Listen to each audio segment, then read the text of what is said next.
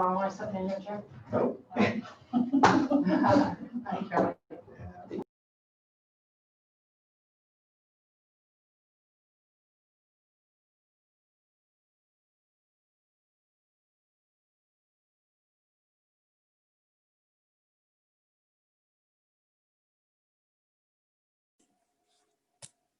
Okay, guys, we're going to go ahead and get started. Thank you all so much for taking the time out of your day to join us for this housing development discussion.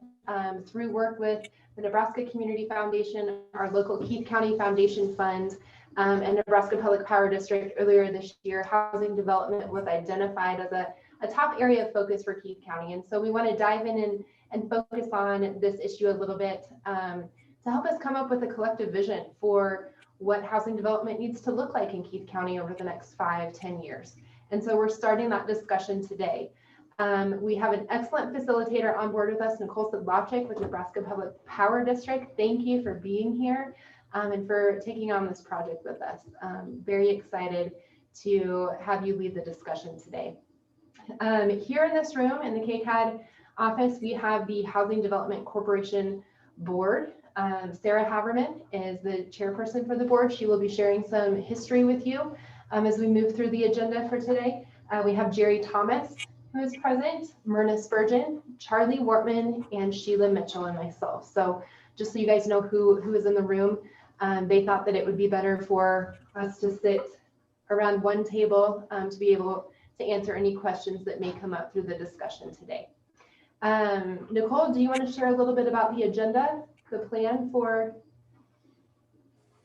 Absolutely. So hello, everyone. Nicole Sedlacek, an economic development consultant with Nebraska Public Power District. And I am getting to know so many of your faces. Have been fortunate to be able to work with Mary on this effort really since the first part of this year and kind of joining in on the visioning sessions around early childhood and now housing.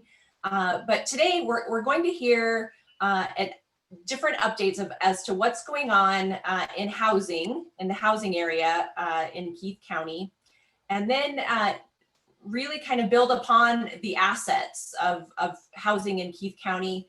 But then I'm going to challenge you to really kind of think differently, that what's different in the next 5 years when it comes to housing development in Keith County. So really asking you to kind of turn on that dream switch and kind of think about what looks different and what feels different. And then, because we do have really a hard stopping time this afternoon to let you all get back to your jobs and other responsibilities, we'll be taking that information and getting ready for possibly a second meeting, depending on how today's conversation goes. But we want you to feel free to be comfortable using that chat box. Also want you to feel comfortable if you want to use the raise hand feature to bring it to our attention to have us call on you and for you to share some information. But Mary has lined up some speakers today to really kind of kickstart the why housing is so important, but then also what specifically is already going on and happening in Keith County. So with that, I'll turn it back to Mary. Awesome, thank you. To kick off this call, I feel very honored to have Senator Matt Williams here to help shed some light on why rural housing development is important. He was able to kick off our call when it came to early childhood development several weeks ago, and just really helped to light a fire, I feel like, here in the Keith County community with those individuals. So just a little background on Senator Williams. Matt is the chairman of Flatwater Bank, a $220 million community bank with headquarters in Gothenburg, Nebraska. He's a fourth-generation banker and has been with this family-owned bank since 1973.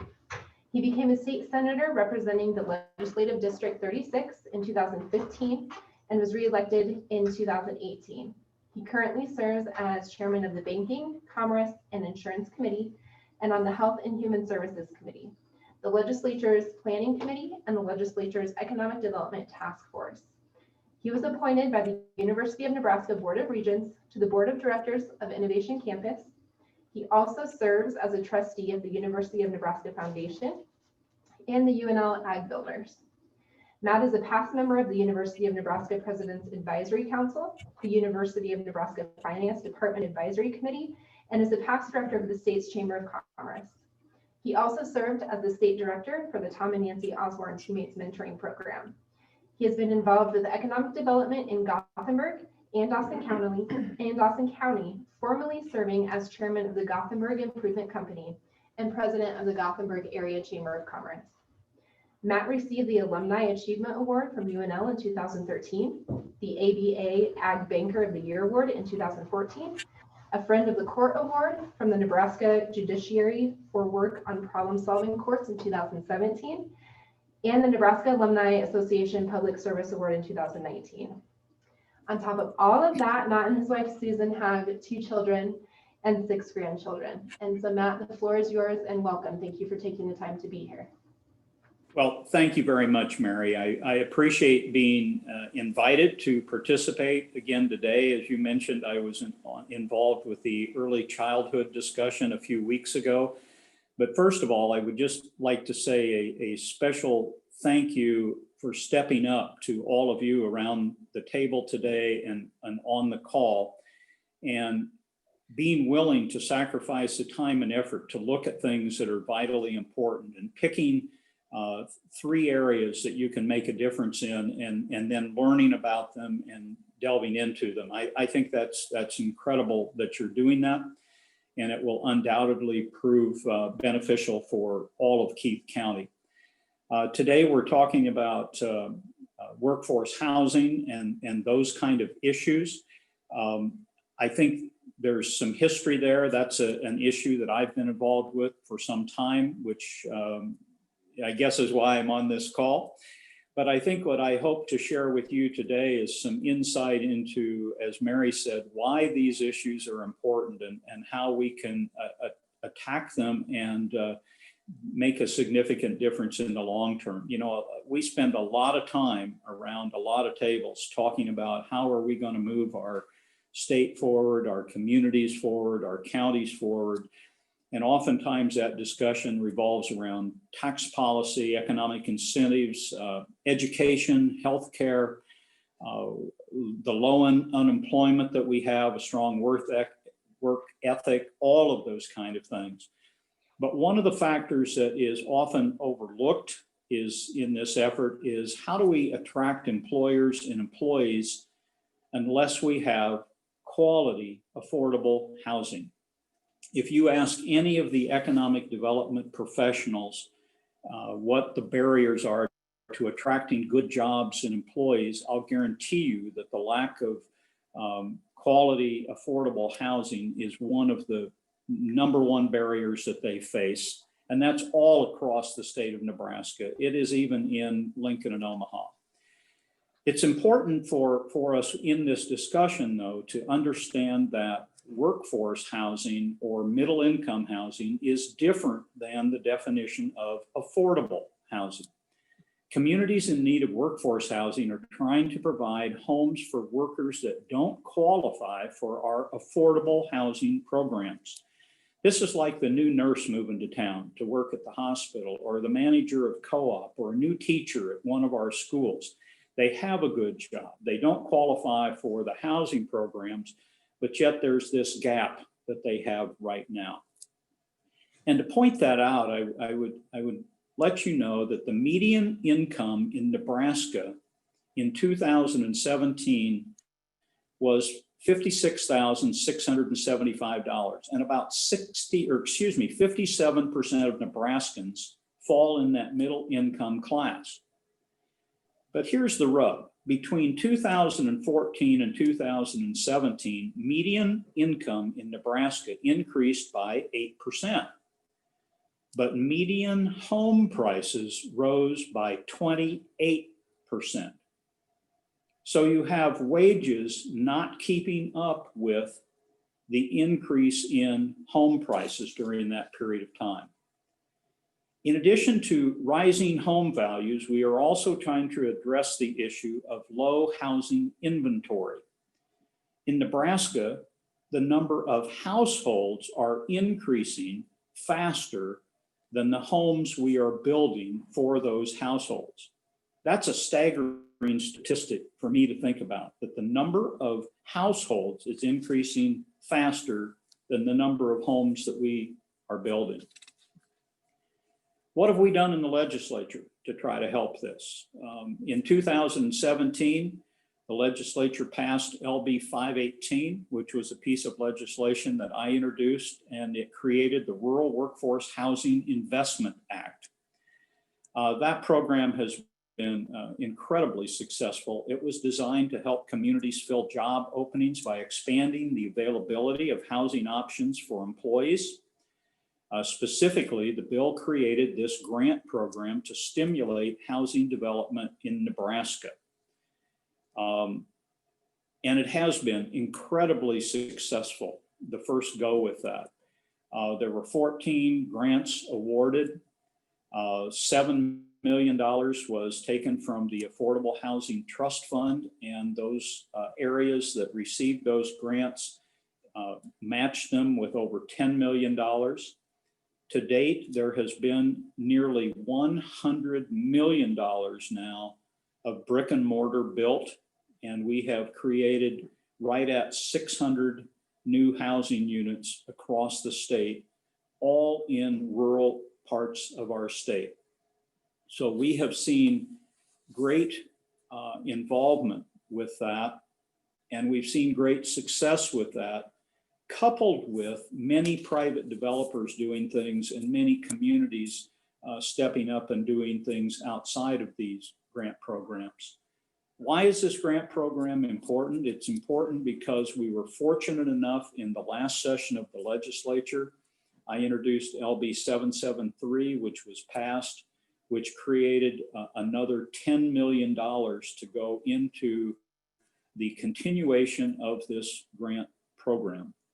The rules and regs are just out for public comment right now, but to say, to give you a quick oversight, virtually nothing has changed from the first time that we put the rules and regs out on this, although I'm pleased that they are including for communities that didn't receive a grant the first time, they have a leg up on those that did. So communities like are mostly in Keith County, I think you're open to apply for these and work through one of your non-profit development corporations to do that.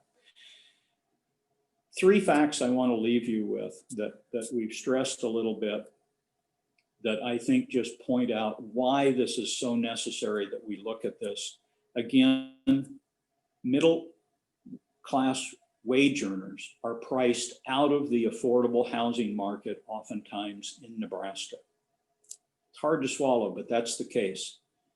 Second, housing prices are rising faster than incomes. So a grant program where you can incentivize the building of these and get people into them with either down payment assistance grants or whatever can be very helpful. And the third thing is that the inventory of homes has not kept pace with our household growth. All of those lead us to know that we have to solve this issue if we are going to continue to grow our state. I hope some of you had the opportunity over the last couple of weeks to be engaged with the state chambers calls when they've gone across the state and talked about Blueprint Nebraska and what we need to do. And we can talk about overhauling our underlying tax structure, all of these kind of things. But the bottom line is we have to find a way to grow our state. And we have to be attractive to the 18 to 34-year-old skilled workforce and get those people staying in our areas and coming back to our areas. I've talked a lot about education and healthcare being vitally important. They are. We need to keep them there. But if the new, like I mentioned, if the nurse that wants to come to work in Ogallala at the hospital can't find a place to live, they're not going to come. So again, I'm excited to be part of this program. I think you're on the right track, and you don't have to reinvent the wheel with the grant program. Many communities are out there. I will tell you, It will be highly competitive this time.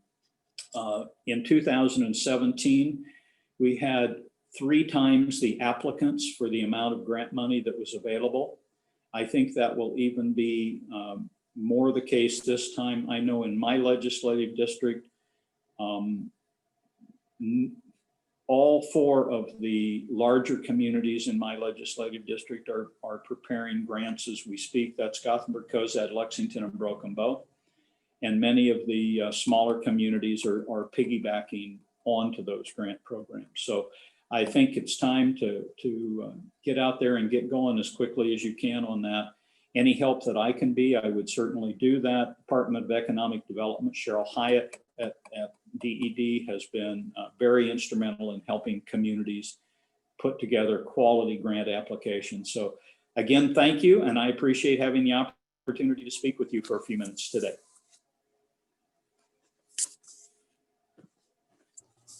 Thank you so much, Senator Williams. We appreciate your time. And I need to give a little shout out. I'm actually in Broken Bow at Mid-Plains Community College right now, and they've allowed me to connect to their Wi-Fi so I could accomplish more than one thing in one day today. So thanks to Mid-Plains. Thank you. All right, Nicole. All right. Well, this part of our agenda is to hear also locally what's happening in the housing area. So our first speaker is going to be Sarah Haberman to provide that housing update from her perspective in Keith County.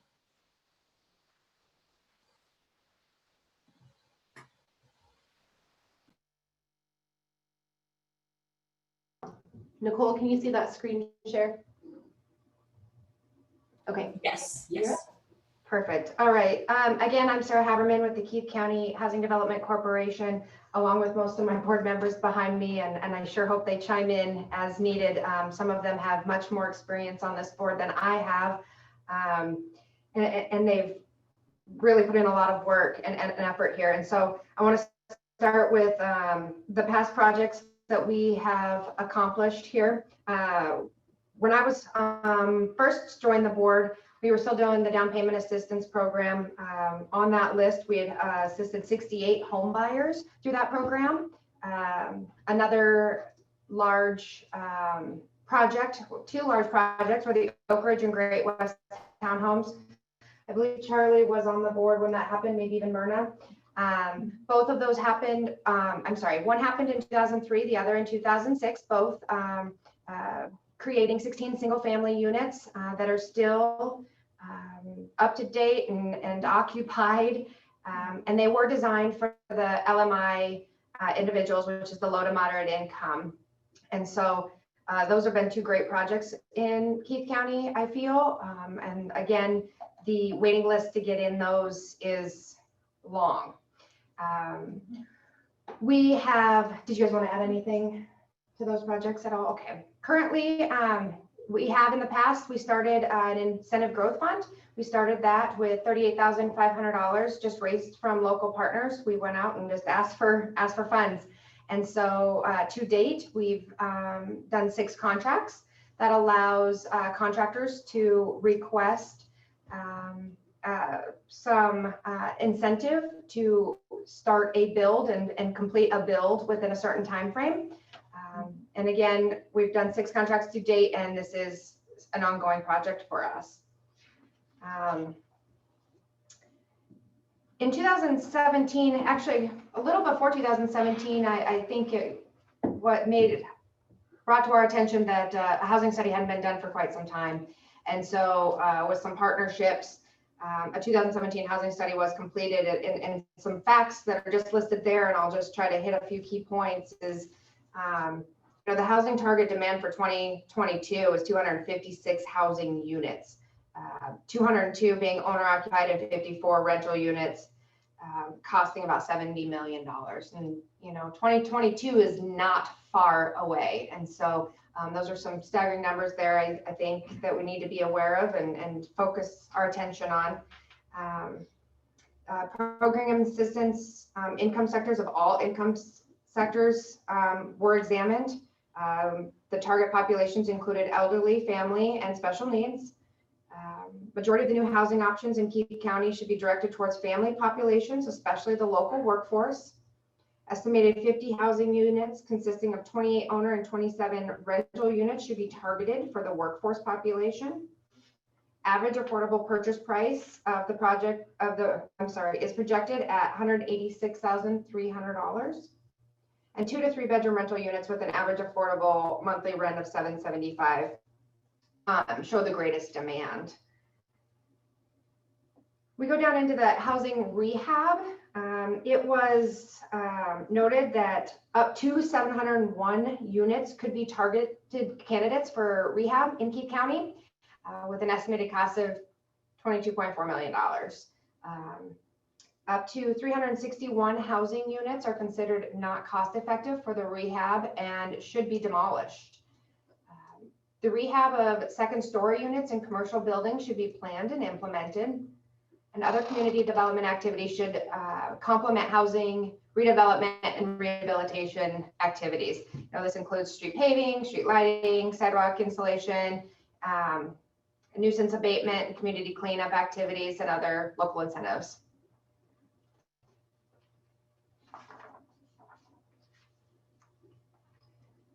Developable land. All communities in Keith County should address and identify vacant land suitable for new housing development.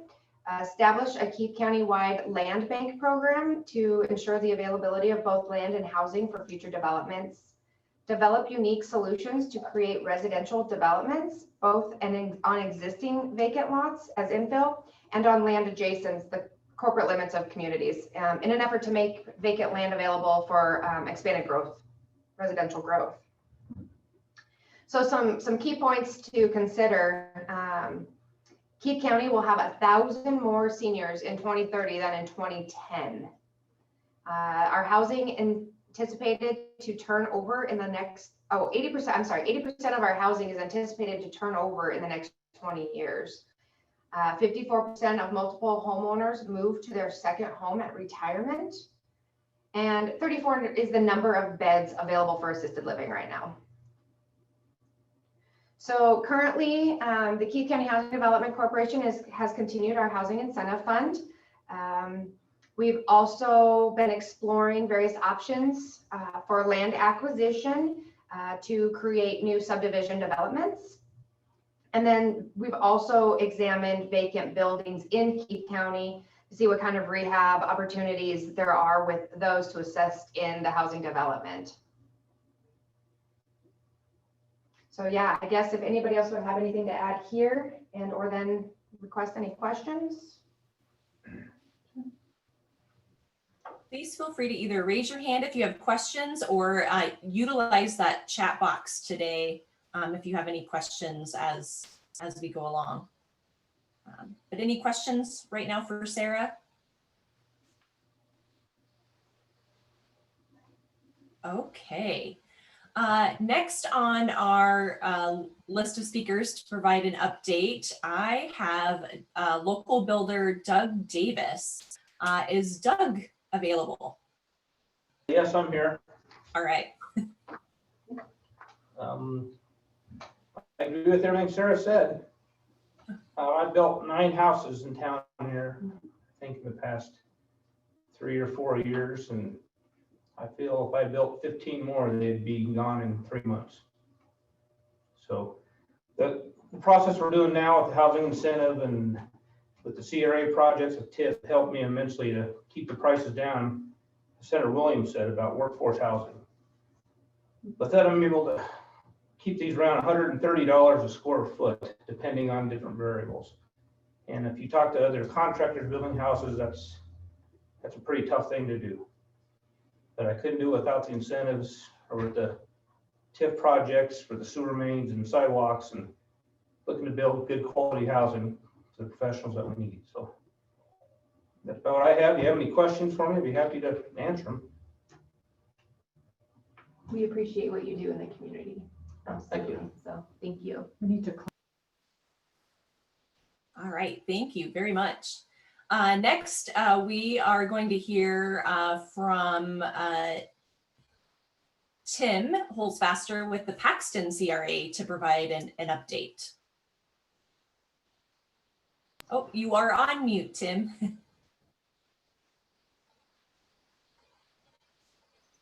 Still there? We can hear you now. Thank you. Okay. Sorry, I just joined, running a little late today. Basically, what you like me just to explain what we did here, I guess? The city spent a little over $1 million developing 32 lots on the west side of town.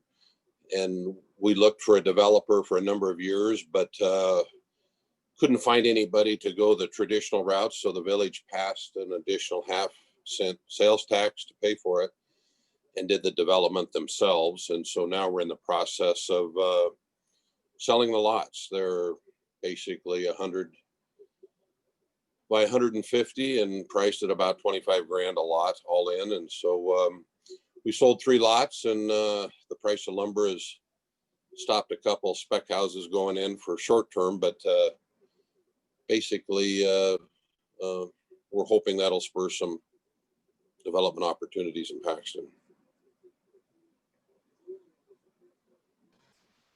Fantastic. That's basically about it. Tim, I have a question. What made you decide to take this risk and make that investment in your community? I know the answer to that, but can you share with everybody on this call why the CRA decided to take that risk and invest in their community? You know, it really wasn't so much the CRA. The CRA came about after the village. It was the village that took the effort to do this, and we started about 10 years ago. The first vote failed on the additional half-cent. So we had to wait, I think it was 2 or 3 years before we could put it back on the ballot. And then now it did pass the second time. But, you know, you can't, if you wanted to build a house in Paxton, there's literally not a lot to build on. You can't rent an apartment in town. I mean, I have people that I can't hire because I don't have housing. I don't even have expensive $600 a month housing available. So hopefully the reason the village did this is we just recognize if we want to try to grow and not become stagnant, we need to have an ability for people to move. The surprising thing was some of the studies we did indicated that over half the new builds are going to come from outside of Paxton. Maybe not even work here, but hopefully they'll have kids that go to school here and they'll shop and spend dollars here. But you know, I think it was it's a gamble. It's an expensive gamble, but we think in the long run it's going to be worth it.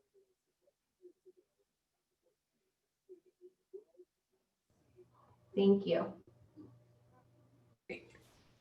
Any other questions for Tim? All right. Our next speaker is one of my teammates at Nebraska Public Power District, and he's pretty involved with the local CRA there in Ogallala. So Brian Vasa, would you be willing to provide an update, please? Yeah, sure. Yeah, nice to see you, Nicole. It's always nice to see my teammates from far away. COVID has created some different opportunities for us, including this one. So, Mary, thank you for inviting me. And I'm going to talk just briefly about the Ogallala CRA. So the Ogallala Community Redevelopment Authority was created by the City Council in 1996. And the purpose, if you look back, was to try to help some of the blighted areas in the community, not intentionally for any certain sector. It was for all sectors of the community. But the piece I'm going to talk about today is just going to be the residential and multifamily housing, which we've been involved in. So I was on the CRA from 99 to 2000 as a member, and from 2000 till now, I've been the chairman. And I look back at some of the projects that we have, and we typically have 25 projects at any one time. When we put a project on, it will roll off in 15 years. So we have a lot of projects over that window of 20 some years the CRA has been in existence. but I went back and looked at some of the data from early on, and the CRA has been, Ogallala and the CRA and the community in general has been trying to incent housing for 20 years. Even clear back from 1998 through 2005, I found 8 projects that ranged from single family to apartment complexes that we helped, as Doug referenced, to do some of the public infrastructure improvements, sidewalks, parking areas, those things that, you know, are beneficial to all of the community, and raise those tax bases for those buildings and those new complexes so that it helps the community in general. I'm happy to say all of those projects clear from that long ago are still all full. So it does kind of tell you the programs work.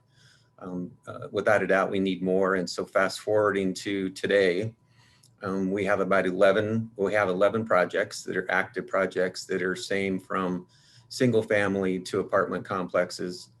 And again, as Doug referenced, I mean, sometimes it's just that, and so did Senator Williams, these programs that are created, you know, we wish we could figure it out. And Tim also said it's hard to find those developers, but you know, there's got to be a tipping point where we can figure out how to incent developers to the point where it makes sense for them to be building in our communities, because the employers, such as Tim referenced, if we can't find housing for them, it's going to be really hard to get our communities to grow. And so we're just one element of that, along with the Housing Development Corporation and KCAD in Ogallala to make this happen.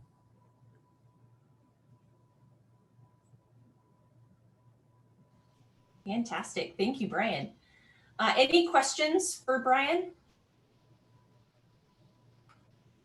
Any questions regarding any of our speakers that maybe have popped up into your mind? Or I think we've been keeping up to date on the ones on chat. All right. I have a quick question. Mary, I'm gonna, oh, sorry, I cut off someone there. Sorry, can you hear me? Yes. Okay. I just had a quick question about Paxton, if Tim's still there. I wasn't sure if there was a specific type of housing that they were looking for, if there is a lot size that, if all the lots are approximately the same, or if they were, you know, looking for, you know, smaller houses or larger houses, what kind of development they targeted and how they came to that decision. And I think he may have stepped away. Lisa, when we see him come back, I can't hear him. we'll filter that question to him. Okay. Because I think that's a good question. Yeah, great question. Yeah, CJ Poltak with West Central Nebraska Development District was slated to share about the housing development projects that West Central's involved in. She was unable to make it today. She had some personal issues come up earlier today. So if we do have any questions about West Central projects specifically, we can filter those to her if they come up through our discussion. So I just wanted to share that real quick, Nicole, before we move into the next part of the agenda. All right. So now is the time where we are really going to ask you to kind of think into the future. And what is different in 5 years in Keith County when it comes to housing development? So this is your time to really kind of either type in the chat box, or please feel free to open up your mic and share what you think is different in the next 5 years, what you want to see in regards to housing in Keith County over the next 5 years. Okay, go ahead. I have a comment. This is Doug Davis. What I'd like to see in the next 6 months to 5 years is site-ready, buildable lots. I talked with a lady yesterday, living there for 4 years, looking to build a house, cannot find a lot in town that would suit her needs and be ready, you know, with the infrastructure. But that's my 2 bits. I think that's the biggest thing.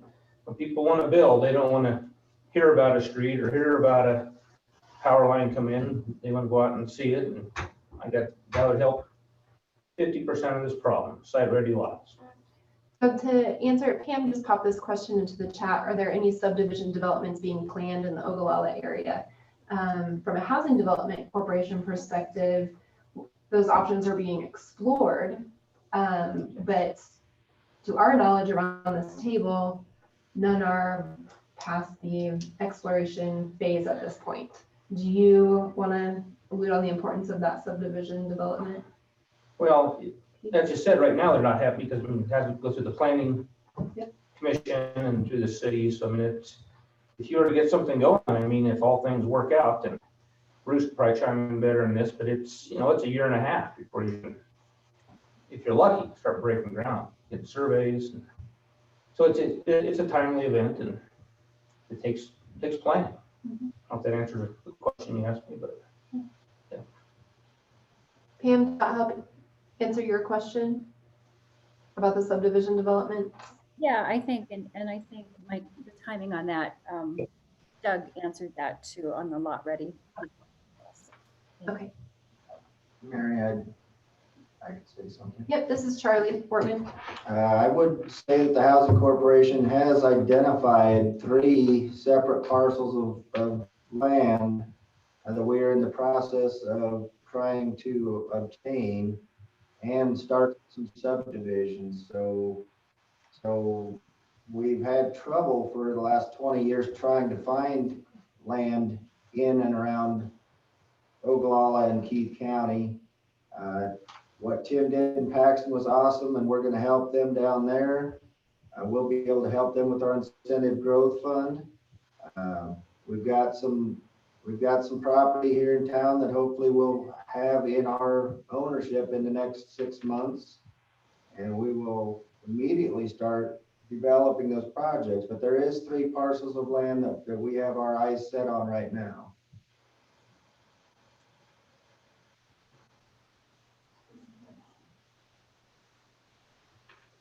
Other ideas and kind of your vision for in 5 years, what's different about housing? So yeah, having the available sites is critical to be able to have that new housing development. But other thoughts and ideas. And I see Jessup has his hand raised. Yes. So I'd like to see the community or the county come up with kind of a multifaceted plan to address a lot of the different areas of need that were raised in the housing study. You know, obviously one of those being exactly what was just being talked about was buildable land. But we've got a lot of houses in town that need facelifts or remodeling to make them available. And Doug might be able to talk about this better than I can of what the cost efficiencies are of remodeling versus building new. Whereas we've got a lot of housing stock. As someone young who moved into the community 5 years ago, I know when my wife and I were looking for houses, you run into the problem of paying a lot for a house that has not seen an update in 40 years. And to be able to infill the areas that are already built within town, I think is something that we're going to need to find a way to address as well, aside from just building new.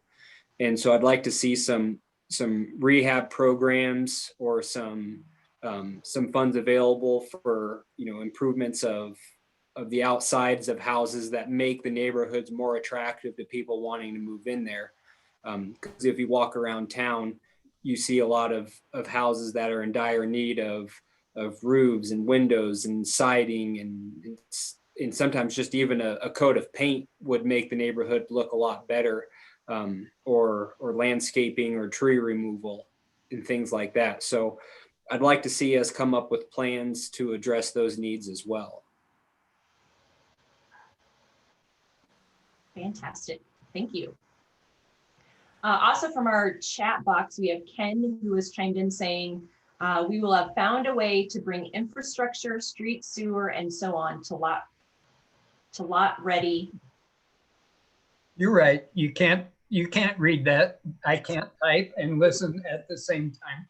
But yeah, getting streets and sewers and so on to the sites where you have available lots seems to be tremendously important. And my question is, isn't it possible for us to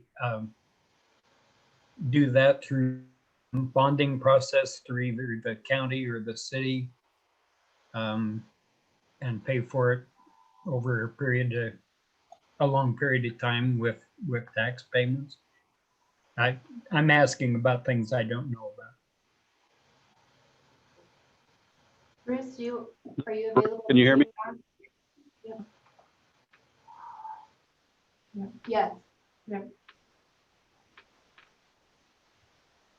This is Bruce. Can you hear me? We can, Bruce, yes.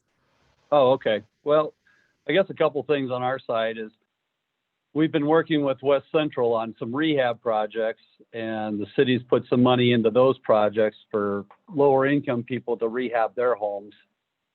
So I think there's 10, I think, that we've done that are doing in the last 2 years, just trying to help with that. Part of the problem with the dilapidated homes in the middle of the community are they're usually on 50-foot lots. And so if you tear them down, then you've got a 50-foot lot. And what do you do with that? There isn't too many houses that could be put on it. And usually you got a 50-foot lot that's surrounded by $50,000 homes. So, and that's a problem all over the state.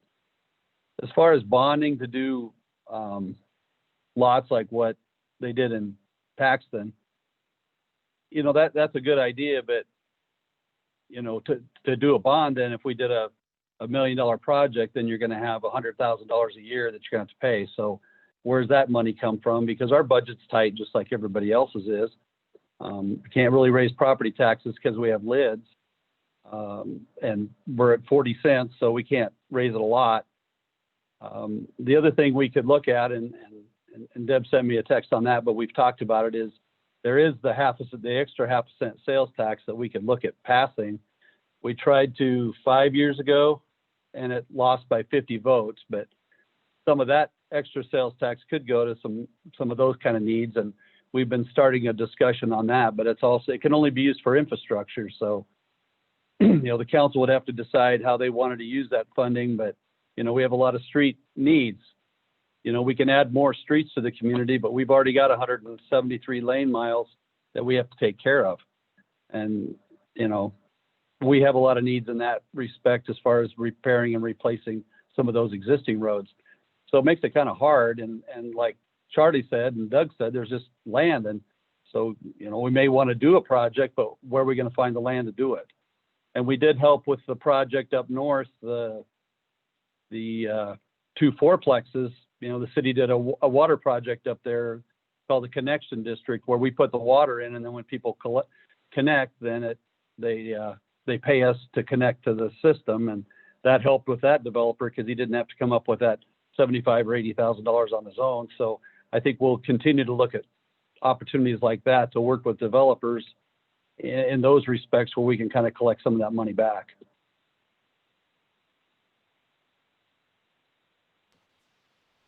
Great, thank you, Bruce.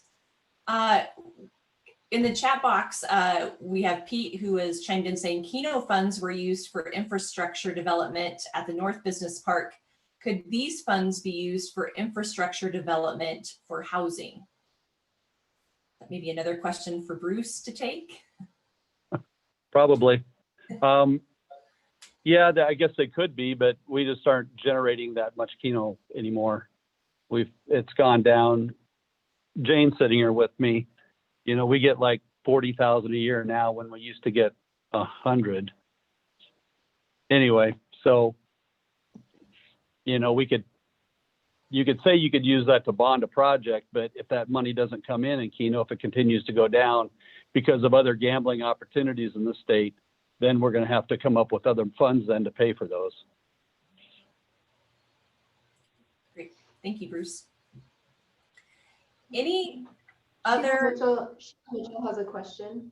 Oh, I was just going to respond to Jessup in terms of the rehab projects. I'm very much on the same page with you about doing rehab. However, having worked with people that are doing rehab or doing renewing their projects, is quite often it turns into a bottomless pit. You know, it starts out with a window and a wall, and it just, you never know what you're going to encounter. It's just and I don't know how you allocate money for that. Whereas when you're doing a new build, you know what the cost is, you know what you can do a material takeoff, and that's what it's going to cost, and that's what your land is. But with an existing home, as I say, quite often it ends up being goes on and on and on. So it's just a little hard to allocate money for that.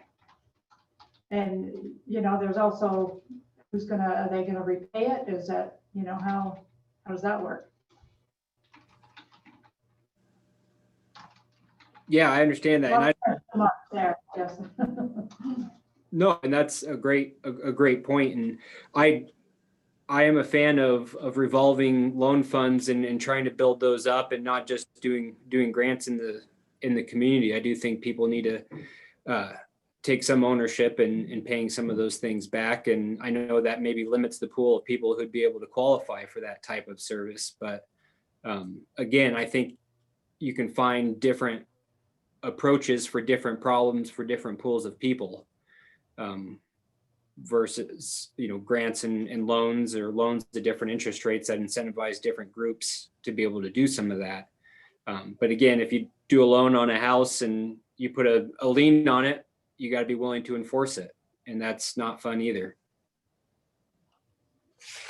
Jessup, one of the things I don't have the details on, but the micro TIF bill that Senator Roney introduced this year was approved.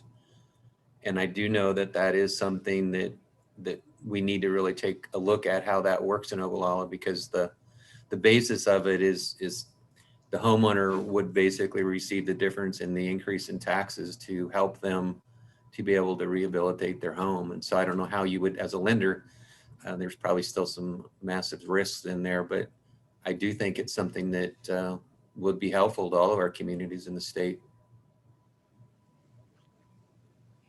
Brian, is that subject to the normal blight determination, or is that outside of the normal blight determinations that we have? I don't know the detail of it, but I believe it's outside. Yeah, we'll have to look into that. Great.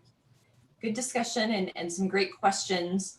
Again, just posing that question, what's different in 5 years when it comes to housing in Keith County?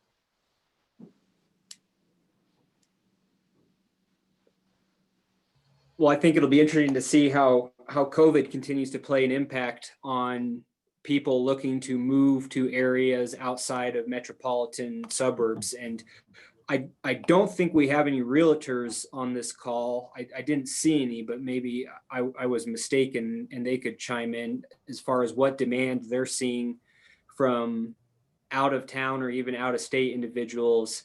It seems like there's a lot of green license plates parked in front of houses here locally. And it'd be interesting to know from the local realtors what demand appears to be coming from Colorado. It seems like with the realtors I've talked to that it has increased substantially.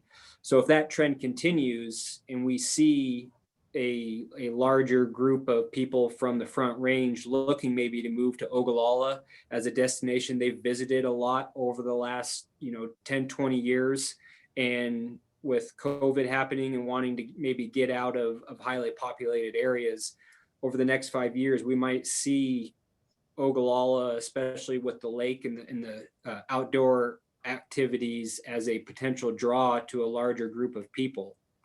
So it'd be interesting to get some more information from local realtors to see what groups are looking at maybe moving into our community and trying to capitalize on housing trends that that group of people would be drawn towards.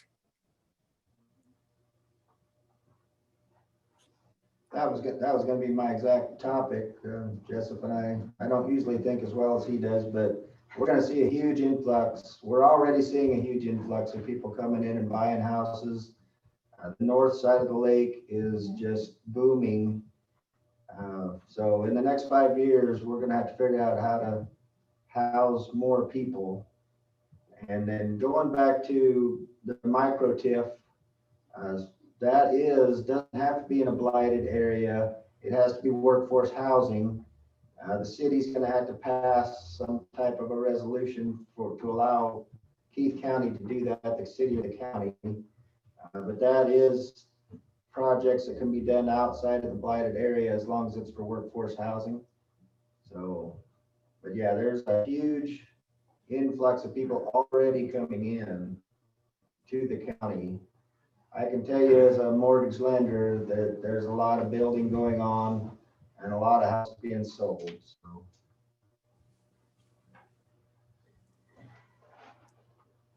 Nicole, do you mind if I pose a question to the group and ask for responses? Is that okay? Absolutely. If the Housing Development Corporation were to acquire a large parcel of ground in the middle of Ogallala and had site-ready lots available, what types of homes would this group envision going there? I know a lot of it depends on the data that we could gather from realtors, things of that nature as to what would make sense, but what would this group envision?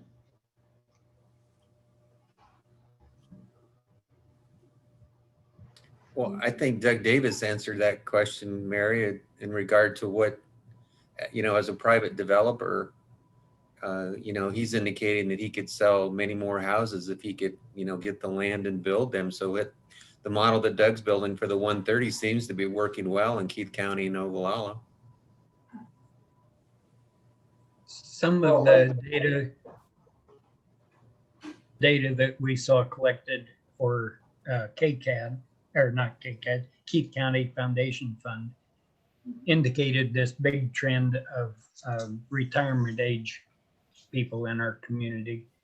Would it be good to be targeting retirement homes and then people who are leaving a 4-bedroom home to move into a retirement home that frees up the larger home for families?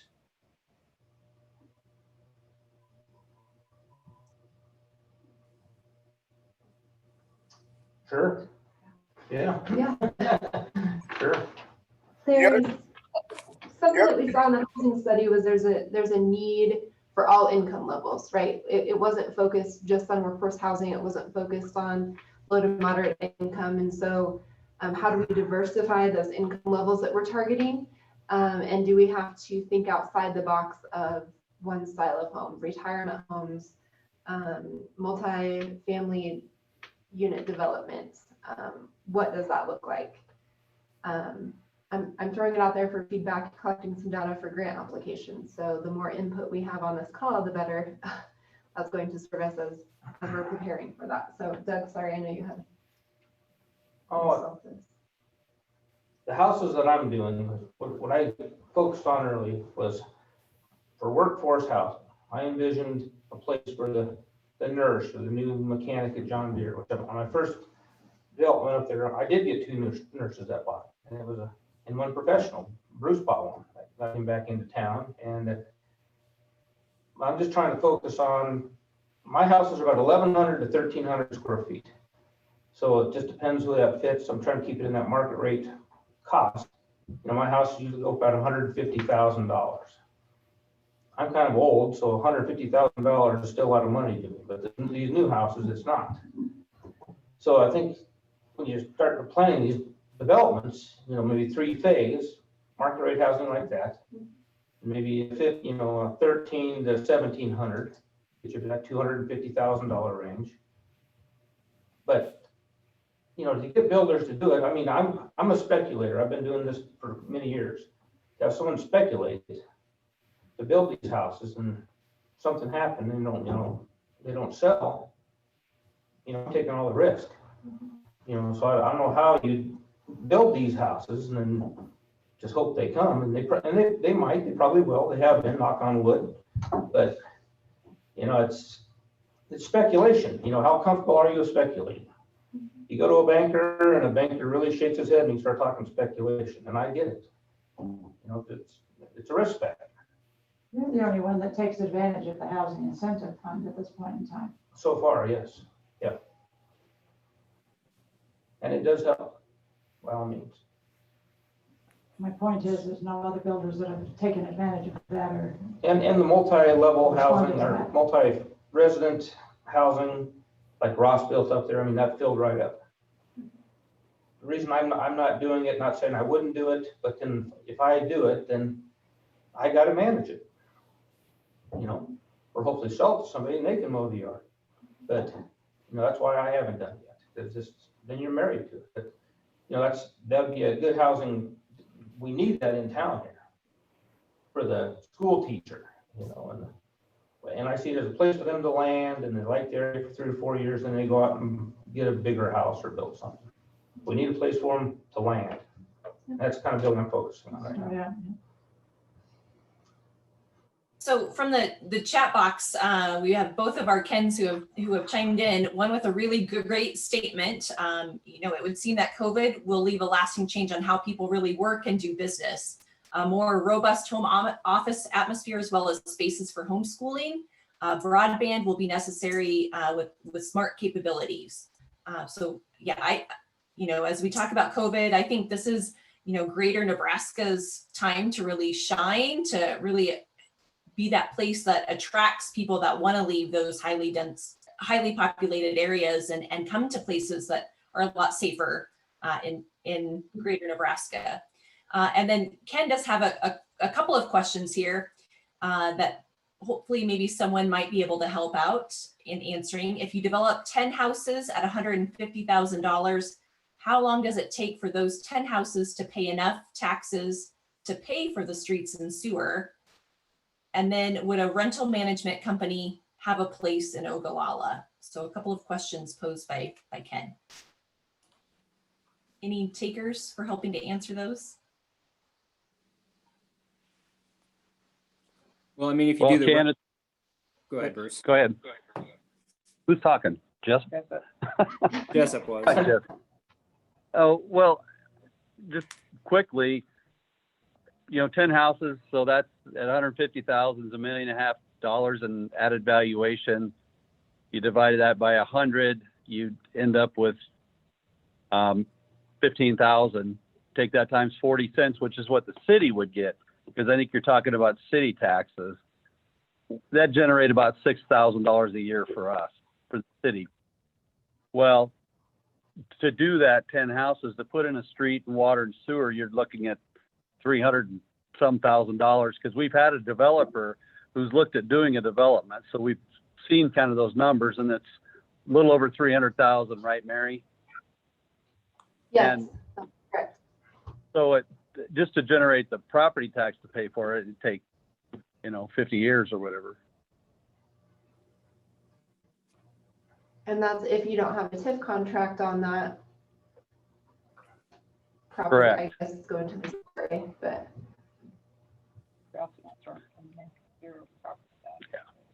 Yeah, and it also depends, you know, it's always on the increment. So if it's a $150,000 house, but it's $20,000 of the land, then you get $130,000 for the increment if you were doing a TIF project, or even if you weren't doing a TIF and you were just collecting money, so you still wouldn't collect enough taxes.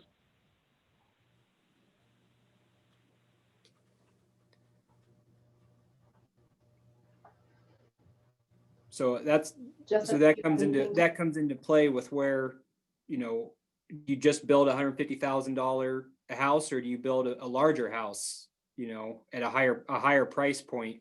You know, just if you go out, you know, I have, you know, like the realtor.com app. If you go out there and you look at the houses that are available, the ones that aren't currently under contract that have 4 bedrooms or more, there's 3 of them in Ogallala. And I know if you were wanting a young family that's going to come in that has a couple kids, that's probably the type of house they're going to be looking for. And so when you're talking about what type of housing we need here, and Doug's doing a great job of meeting, you know, kind of like he said, the young, you know, school teacher or mechanic that comes in and maybe they're not married, or maybe they're just married, but at some point they're going to outgrow a 2-bedroom or 3-bedroom house. And we just don't have a housing inventory of good houses that have, you know, 4-bedroom, 2-bath, 4-bedroom, 3-bath in our community.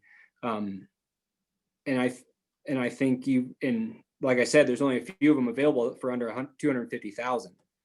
So if you put a little bit of a pricier house on those lots, you're gonna help a little bit with what Bruce was saying, but it might not be enough, but I think you're going to want to mix versus just, a whole subdivision of $130,000 to $150,000 priced housing, because otherwise, like Bruce said, it's going to take too long to pay for the infrastructure.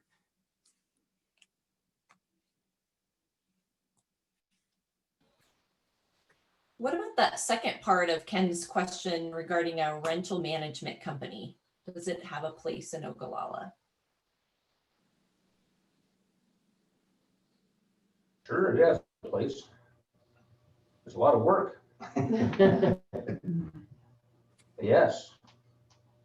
We're looking for a rental management for the Great West Townhomes and Oak Ridge. We couldn't find anybody. Right. I'm sure that's everywhere in the country, make it worthwhile, so. Do you have a question for Bruce? Could LB 840 money be used for the infrastructure of the streets? For workforce housing development, Bruce? Sure, to help subsidize putting in the streets. It can be. Can be, okay. Yeah. So that can be, is that like a percentage of LB 840? Is it, or is it 10%, 20%? Just throwing out ideas just to try to subsidize the street, for infrastructure, but I don't think there's any cap percent on there. there isn't, okay. I could be mistaken. I don't think so either. There's a cap on retail, what we can use it for retail, but there's not on the housing, I don't believe. So has it been early, is it too early to get our numbers off our LB 840 money? That been existing for a year and a half now, 2 years. Yeah. You ought to take out $1 million bond. $1 million bond is what, about $60,000 a year, 15 years.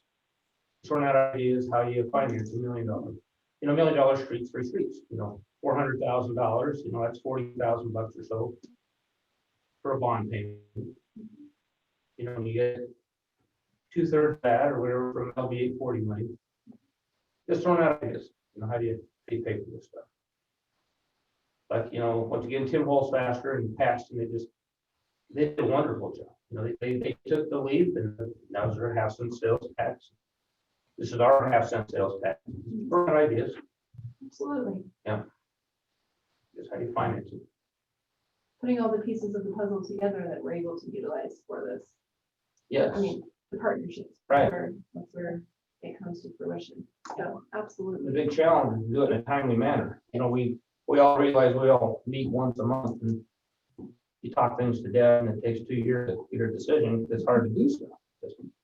I'm just throwing out ideas. Yeah, this is a great avenue to be able to throw out those ideas and those questions and really kind of brainstorm.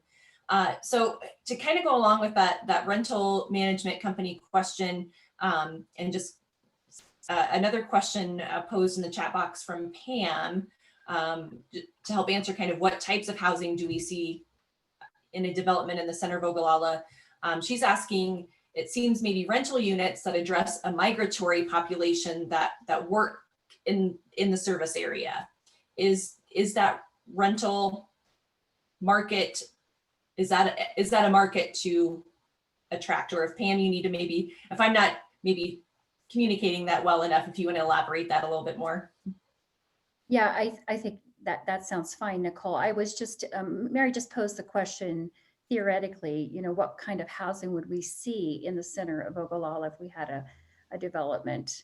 And as I'm just listening to everyone's comments and knowledge about what's happening and not happening, I just couldn't help but think about that piece. Jesse's comments about some of the existing housing that really has been neglected, for lack of a better word, over the years for updates.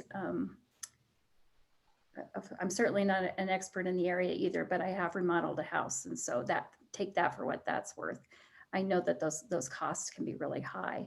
Is it easier just to level some of these houses, purchase them and level them? I use a story from a friend in Gothenburg. They were having the same issues on some of their older housing, and they had a large group of people pull some money together to start a fund to purchase those homes and just level them and rebuild. I don't know if that's feasible, but just going to put it out there if you guys have talked about it at all. If I could respond to that, back what Bruce said earlier, you gotta be careful when you start purchasing houses that need to be, rehabbed or tore down, because then they're in a certain, like when I do my projects, I'm not interested in getting one lot. I want to have at least 2, 3, 4 houses to make a neighborhood. So these houses that need to be renovated or tore down and purchased, a lot of times they're on the 50-foot, 100-foot lots in town. Which are small. Which are small, but it's still buildable. My ones I'm doing up there now are 55 feet wide. But I'm not gonna go build a $150,000 to $180,000 house with a $40,000 house in the store. It's just, you don't wanna have the most expensive house in the neighborhood if it's all possible. Location. Yeah, well, and that's where, if you get a group of lots, like Cam was saying, I think you're better off. I think Progress, I call it the Progress school site with the library, I think that was a huge success. I think that really dressed up the neighborhood. I get a lot of people that want it in the middle of town. They love that, walk into the grocery store, walk to the courthouse. Yeah, and you got the tripper bus in town. I think something, as Charlie said, the housing corporation is looking at a piece of property east of town that could fall into that category. But build neighborhoods. You just don't want to tear down somebody's neglected house and pop up a house. And the guy's transmission next on the yard and stuff like that. That's my opinion. Those are some of the current roadblocks that we see with Yes. doing something like that now, but Right. with some planning, taking into consideration what we can do with a land bank program, acquiring some of those lots when they become available, if we have the funds to do so, would allow us to hold that property in a land bank for development later. So if the lot next door would become available, we can replat and merge those together and have the road that you're talking about. Slowly redevelop those neighborhoods. That's not something that's going to be able to happen overnight. Yeah, I kind of have a question back to tag along on Mary's question. I'm sorry. When we're talking about the Keith County Housing Development Corporation and we've identified parcels for land, in our monthly meetings, discussions have come up about vacant properties also. And I think I'm not sure Mary is entirely going that way, but I want to just tag along on that is, do you see, these parcels with a neighborhood being developed any more or less, something that may be developing some of these vacant buildings? I guess, how do you see the benefits or the negatives to either one of those over the other? Great. For example, the Ogallala Middle School and or the Ogallala Public Library, I think are two identified empty buildings in town that we've had conversations about at least. And so, the cost of getting those completed versus, getting site ready, lots ready, there's huge, there's opportunities, but there's some roadblocks in both ways. And so I just was curious on, for appeal purposes almost, what kind of the community saw those looking like. I would say in my experience moving back to Ogallala in my mid-30s, we chose to live with my parents instead of finding a rental unit while we renovated a home. And having a place like a nice apartment in the middle school or the old library or somewhere else downtown would have been ideal for my family, because we needed a landing spot for just a year or two while we moved on to something else. And there just wasn't anything like that. And I think that both for workforce and for someone in my situation or something similar, I think what Jessup was talking about earlier, there's small families or new families or younger people are looking for those stepping stones so that they can try out the community and see if it fits for them. So there is another community in Nebraska that I'm aware of that is actually doing some renovation to a school building and turning it into apartments. So Plattsmouth They are working with a developer to really turn an old school building into, I think it's like a 40 unit apartment complex that would be doing kind of that. It was an old, should have been maybe demolished type building, and renovating that into some apartment unit complexes. But there are some really good examples across the state of that's one school building that I know of, kind of an existing building being done. But I'll let others maybe chime in and share their experiences or thoughts on that need. That, where are they getting the funding from on that school building that you're talking about? I missed the first part of that question. I just wondered who's funding the that rehab on that school that you're talking about. Where are the funds coming from? Is it the builder spec'ing? Is he using his own funds, or is that? I do not know all the sources of funds immediately. I'm happy to look into that and connect you with that group. But I think there's probably some city dollars into that, but then also the developer, and I don't know if they've also received some workforce housing dollars for that too. I'm not sure, but I'm happy to follow up and look into that sources of funds there. That would be interesting. I can do that as well, Nicole. All right.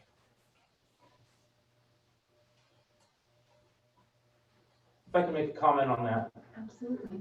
That's, in my opinion, that's a slippery slope, because you take an old building, once you start doing one thing to it, you have to bring it all up to code. And I think Jessica brought up earlier, first came back to town, houses in town and school buildings, they need a 40-year update is what I call it. I mean, furnaces and carpet and this, and it's windows, it's nothing to spend $50,000, $80,000. I think you're better off, like this example, Montana, it happened at the old school, middle school, or the library. The library, you might do it just because it's been a long time and, it looks good or something like that. But by the time just for example, the library out there, if I were to buy the old library building, I would be ready to put about $300,000 into it. I'm a landlord. I'm not sure if any of you people are landlords or not, but I try to get at least 1% out of my land, my rents. So that's $3,000 a month. So that's 4 apartments. So that's $800. In this day and age, I find about 1.1 to 1.2%, because when I get done with that building, they're going to assess that building at probably $500,000. So you have $7,000 in property taxes. You're going to have $3,000 a year to insure it. And then you might have a bank payment. You have a payment on it for $1,000, $1,500 a month. So I think you're better off in trying to remodel old buildings if you can, just to scrape them. And the luxury we have in town with existing properties that the infrastructure is already out in front. We already got a street. You already got water and sewer and electric there. And, we've all done it. We've probably all been in a remodel. When you get done, it turned out 50% more than you thought it was going to be, and you didn't quite get everything done. So I think that's a slippery slope when it comes to old buildings and remodeling. You open the walls up and you find termites. It's never ending. That's just my 2 bits, whatever that was. That's my experience. Summer building is viable, multifamily consideration. Pam has asked if maybe the Sunmart building could also maybe be a viable multifamily consideration in a prime location for walking distance. But yeah, definitely some challenges when it comes to renovation. We are nearing our stop time here. And so the conversation's being recorded. We've been taking some notes just kind of as to what maybe is different in 5 years. We will be sharing that out. I'm going to turn it over to Mary to kind of share out next steps. And again, I want to kind of just stress from this conversation today and just the previous conversations that, that started back with the visioning sessions, that this is really, there's a lot of great things happening in Ogallala and Paxton and Keith County when it comes to housing. And so today's conversation isn't meant to, start a new organization or a new committee at all, but really how do all of the existing entities continue to work together, share what they're doing, also share what their challenges are, and really kind of collaborate with each other and just kind of sharing that information back and forth with each other. And so I'll turn it over to Mary. They've done a really great job at KCAT of setting up a one-stop shop for kind of summarizing these sessions that we've been having. And so I'm going to let her kind of talk about next steps here. Awesome. Thank you, Nicole. And yes, a shout out to Lisa Kraus, who developed our community vision planning session summary webpage. Lisa's done a great job. All of the information from these planning sessions will be available there for us to go back and view later. Next steps for housing development conversation. I think that we need to continue this conversation. We have our next date scheduled for the 27th of October, which is soon, but we want to keep this momentum going. Same time, a noon session. Nicole and I will kind of debrief, talk about our key takeaways, go through, identify maybe some goals that were covered, that were touched on in the chat through our discussion, and how can we maybe talk through and prioritize some of these things that we want to accomplish that we see happening here in Keith County. And if we need to dive in a little bit deeper and examine some of these at our next meeting on the 27th, we certainly can. But we will share an agenda out so everyone can prepare for what we will be covering. And sorry, I'm reading the chat that Christy submitted. But this conversation will continue. So thank you all for your time today. Nicole, thank you very much. We'll be sending out summaries from our conversations this week. And Christy, I'm going to read through your chat really quick that you just submitted. Yes, the owner-occupied rehab grant that West Central is administering in partnership with the city of Ogallala. 5 low to moderate income homeowners have contracts with West Central. They are working on those rehab projects. Also, the Rural Workforce Housing Fund that Senator Williams touched on, that is will be an open cycle at the end of this month. Those application guidelines right now are out for the comment, and so Christy was kind enough to put a link in the chat for us to, as a community, to go in and look at if you have time and just make your comments on that application process. We did submit an application during the first round for the middle school, so we do have a project possibly in mind, but wanted to get community's feedback today just to see what might be a good fit for moving forward. So, Nicole, is there anything that I forgot? I do not have anything. Again, thank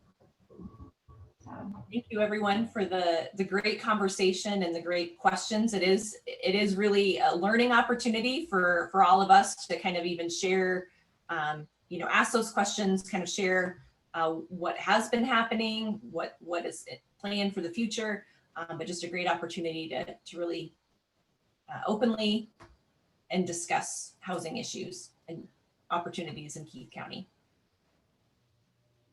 Thank you, everybody. We will send out some information on Monday. So thank you. Thank you, everyone. Thanks all.